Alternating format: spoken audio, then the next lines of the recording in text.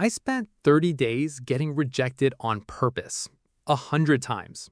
Strangers, friends, my boss. I made it my job to hear no. And here's the thing nobody tells you. It completely broke my brain, but in the best way possible. This isn't some motivational thing.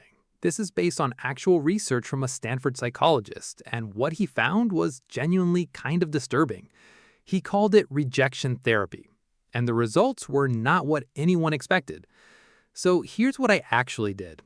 Every single day, I had to ask for something I knew I'd probably get rejected for. Ask a stranger if I could sit at their table. Ask a coffee shop for a free drink. Ask my boss for a raise with zero preparation. The rule was simple. If you don't ask, that day doesn't count. Now, day one, I almost threw up. Not even joking. I stood outside a Starbucks for 22 minutes before I could walk in and ask for a free coffee. They said yes, by the way. That made it worse somehow. So there's this guy, Jiang, who did this publicly and went viral. But the psychology behind it goes deeper than his videos. Your brain literally cannot tell the difference between social rejection and physical pain. Same neural pathways. That's not a metaphor. That's an fMRI scan. Which means you've been training your brain to fear rejection the same way you'd fear a broken arm. Around day 15, something weird happened. I asked a random guy on the street if I could borrow 20 bucks. He looked at me, paused, and said, "Sure." I didn't even want the money. I stood there genuinely panicking because the thing I'd been dreading my whole life just wasn't that bad. Here's what nobody tells you about rejection. It's not the rejection that destroys you. It's the anticipation.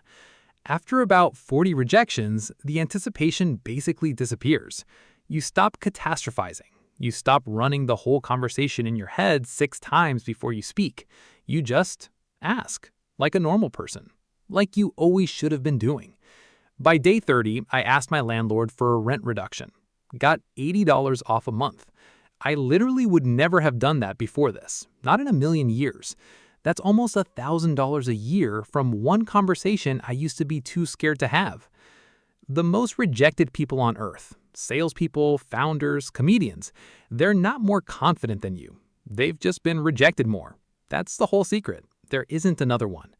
So the question is, what are you not asking for right now because you're scared of a 2-letter word? Go ask for it today. Worst case, they say no. You'll survive. I promise.